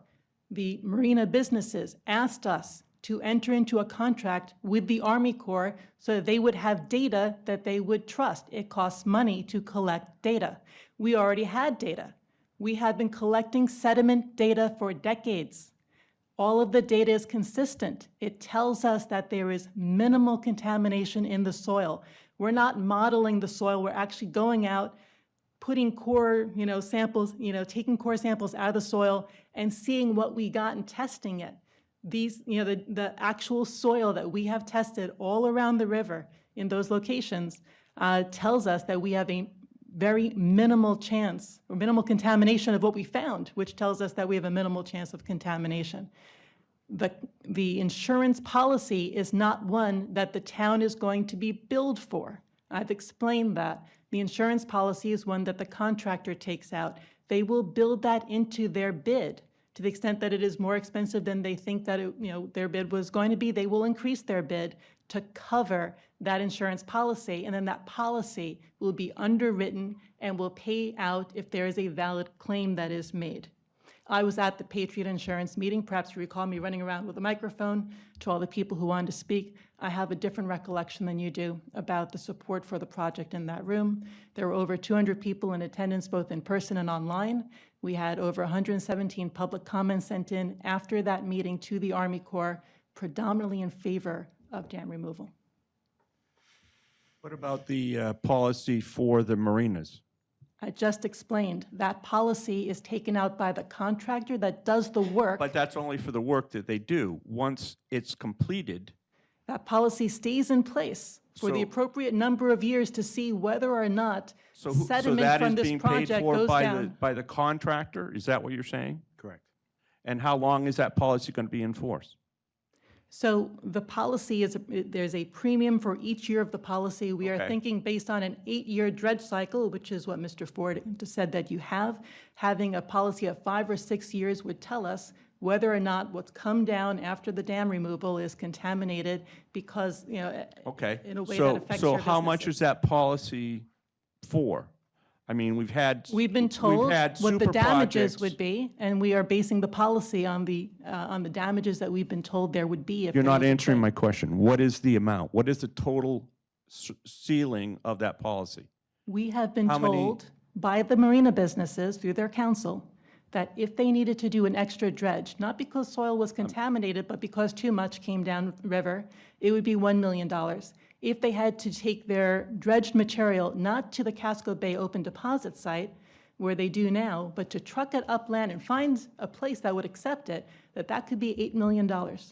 So that is what the policy covers. So it doesn't cover any of the impact on the fisheries, the oyster farms, the mercury content downriver. I mean, we've had a river in Maine that had dams removed, and they had a significant portion of that river estuary that was put off limits from all fisheries because of mercury contamination. Now, that was a significant contaminant, but still, we don't know what's in here. We're not finding any mercury in the soil. You just said you did. No, we There was said that years minimal ago. amounts. Years ago, there was one location south of Bridge Street where it was found, and it wasn't there when we came back to look for it in the last couple of years. No mercury contamination was I seem to found. recall the first samples were lost, and then we had to go back and do a second group of samples with Stantec. That occurred. During the so- Army Corps? No, this was years ago. Okay, I'm talking about the existing study that found mercury. I'm talking about like around 2012, 2013. And what I'm trying to tell you is that the river is a flushing system, and everything moves downriver, and it is not there now. We looked and we couldn't find it. I just have a significant amount of concerns. I understand. Does anyone else want to chime in? If not, we can move on to our next speaker. Hi, my name is Lindy and I live on the river. I would like to first say thank you very much. I appreciate all of the ongoing refinement as you work to communicate with all of us and hear our concerns. And my experience is you've been incredibly responsive and have pretty much addressed every concern that we've had. So thank you for that. I am sort of following up with Emily's question. Can you clarify, so right now you have secured $1 million plus, and does that cover entirely the portion of the Bridge Street, thus that so much so that you can start that project? And if so, is that timing that Emily said around like summertime sort of the goal? That's question one. Second question is, do you have a sense of when you might learn about the NOAA grant results? And if so, what happens then? Because that would be the whole thing. And what would then be the timing on that? I'm And going to let Andy take these questions. I think that's everything. Sure. Between funds in hand and funds that we have been told would be secured within the next couple of months, we have sufficient funds to cover the opinion of probable cost, which has been developed by the engineer for the Bridge Street project. The NOAA grant, we are not holding out hope for that. It may happen. And if it happens, they would look at the funds that we've currently raised and say, okay, what's the difference? I mean, we put in a $3.4 million grant to NOAA. They would look at it and say, okay, you've achieved this much money, here's the balance, and they would award the balance of the project, which would be East Elm Street and the associated restoration with the second phase of the project. Okay. And so then Bridge Street, we're thinking summer?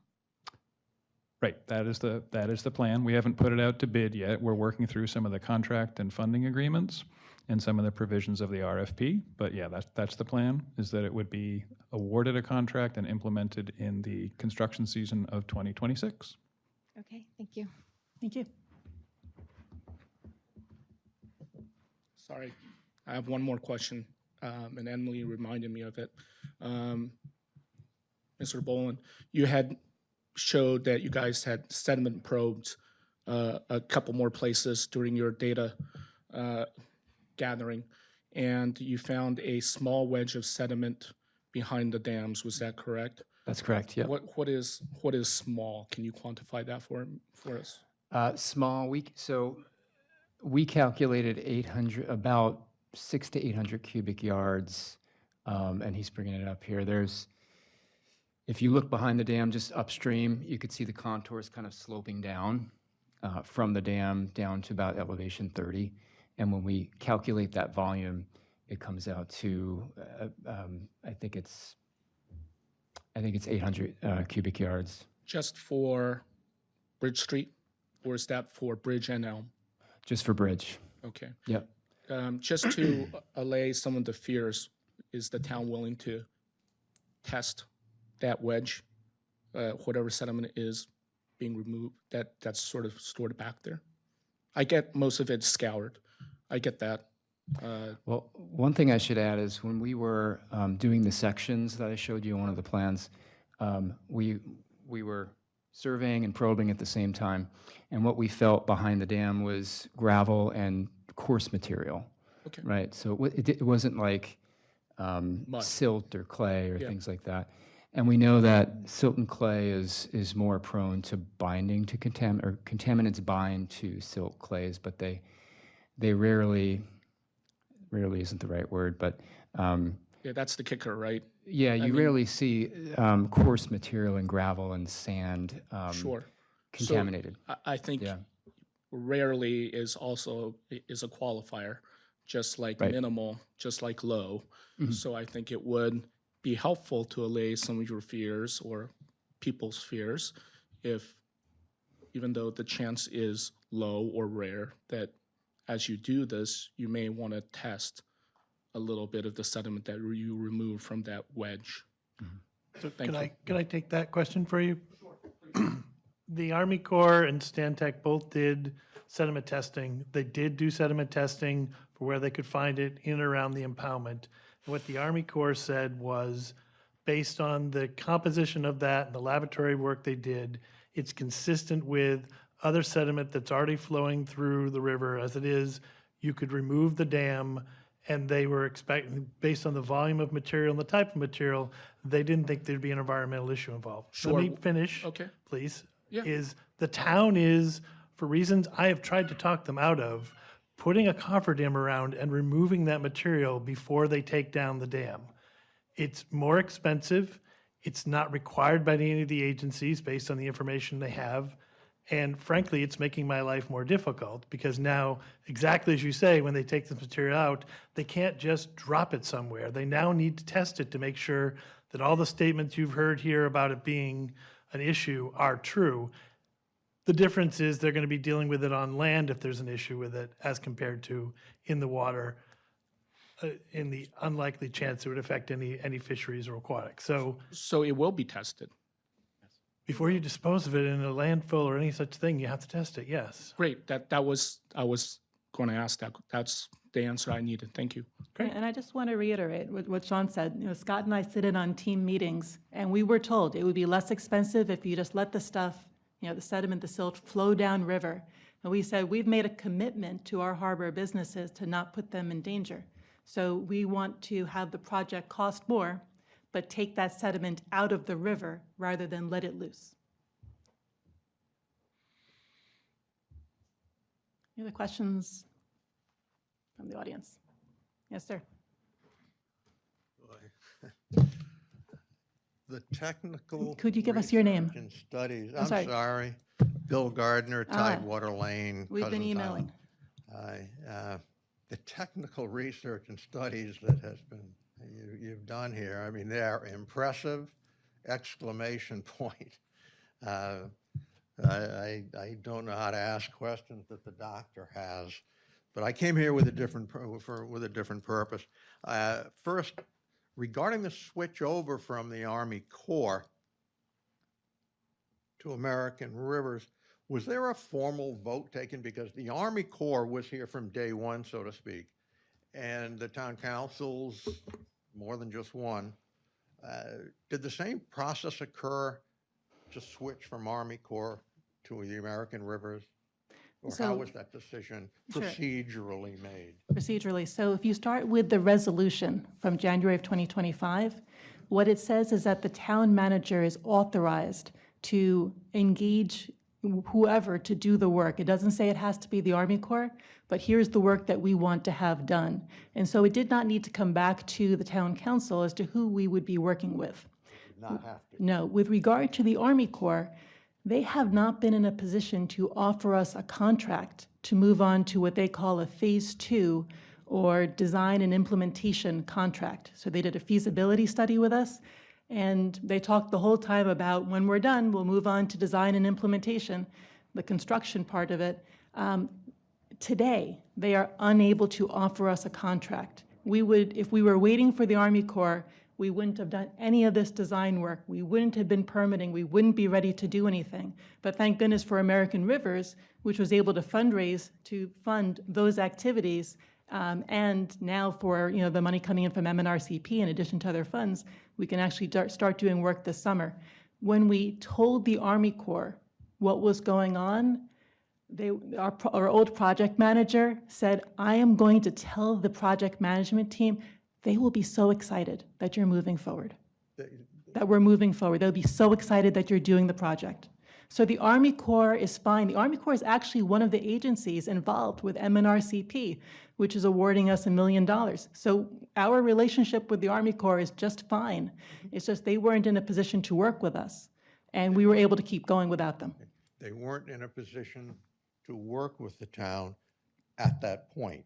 Today, they still don't have funding to offer us a contract. Right. You have not secured all the funding at this point, have you? We have secured enough to go forward with the Bridge Street. But the Army Corps has the ultimate deep pocket. And if they ran into problems during the process, they have the funds available. I'm wondering if the funding sources that you're going to, how healthy are they? Will they post surety bonds with the town? They're not the federal government. Will they post a surety bond? Do they have self-funding capability that you're reviewing? I know you're going to be working with the town. I mean, they're going to be working with the town for an agreement, but that was just a question. Imagine, if you will, the Army Corps going to contract with us, and then every year of what they think will be a 3-year project, having to go back to Congress and hope that they get funds. They did not get funds this year to be able to work with us.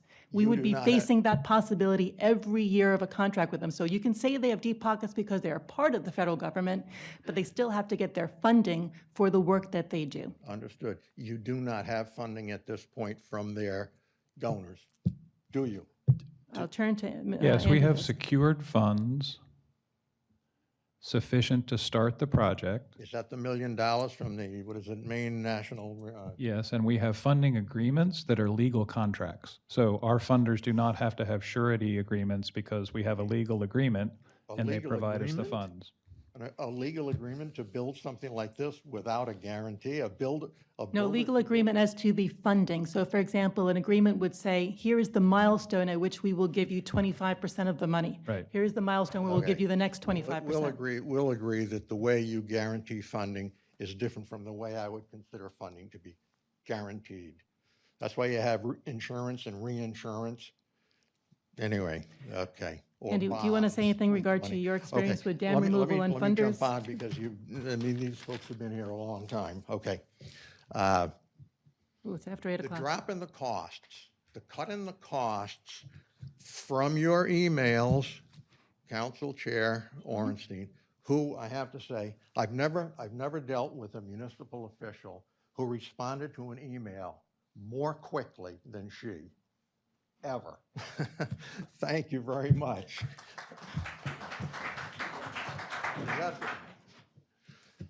Alan. Your company's only been in business for 6 or 8 years though, right? So you're covered. Anyway, okay.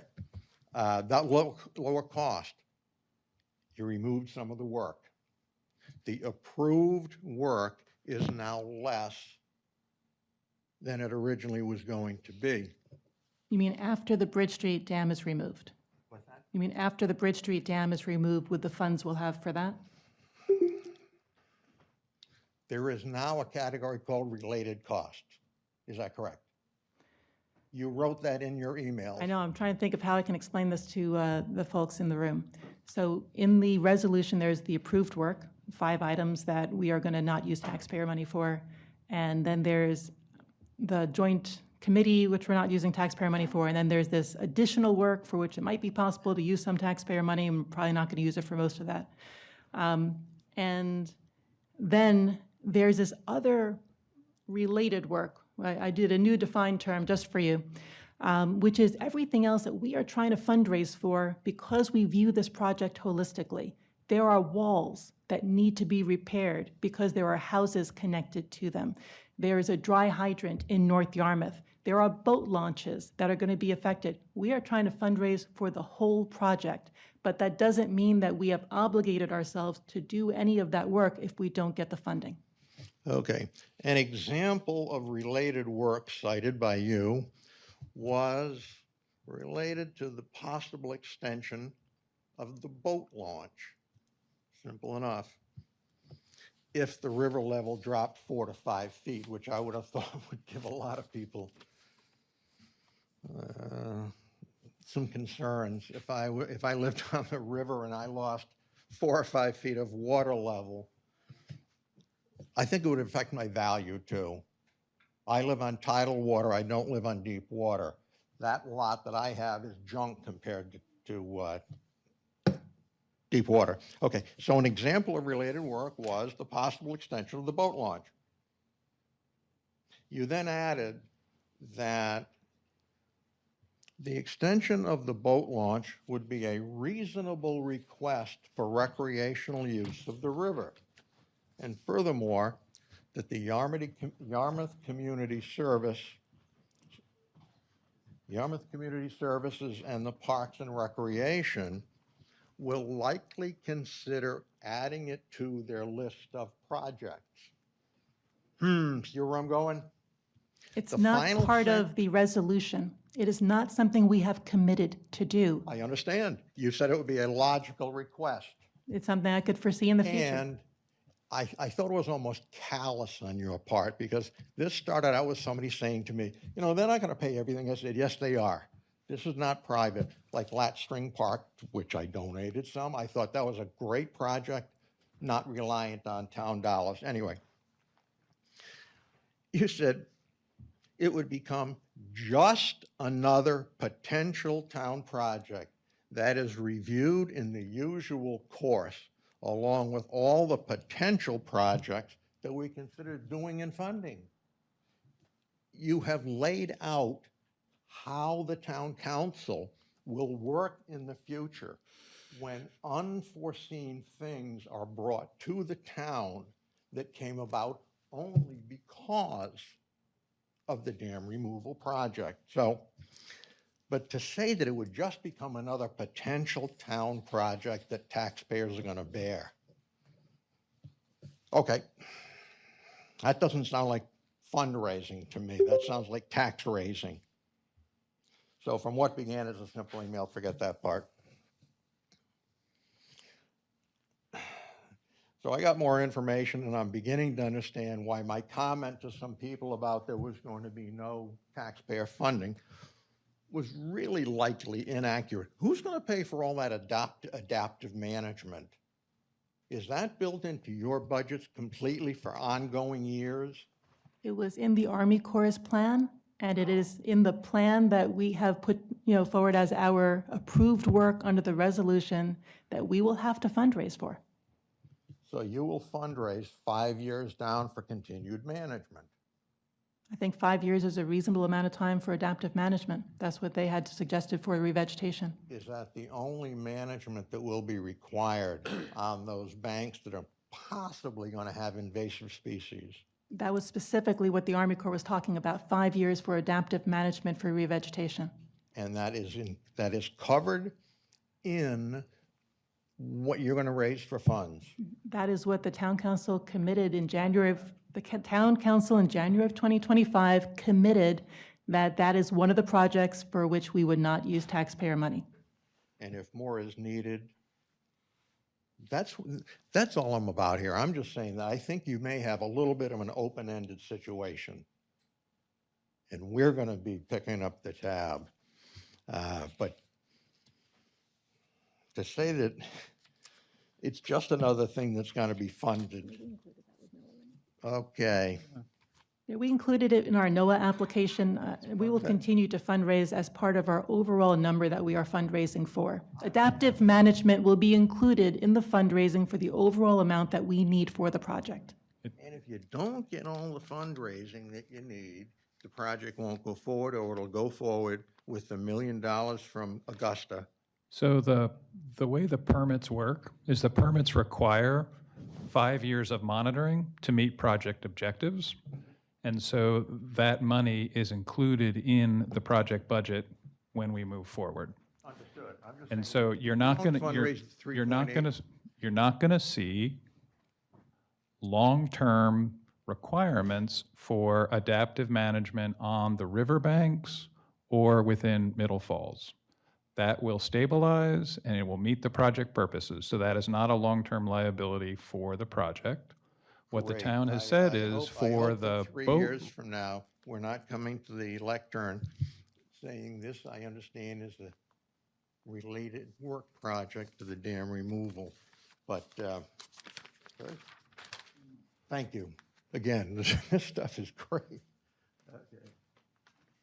Okay, we are now at 8:30. This has been 2 hours. I really appreciate everyone's patience and interest and engagement, but I think we're going to have to close the meeting at this time and thank our friends for joining us and giving the information and being available for questions and answers.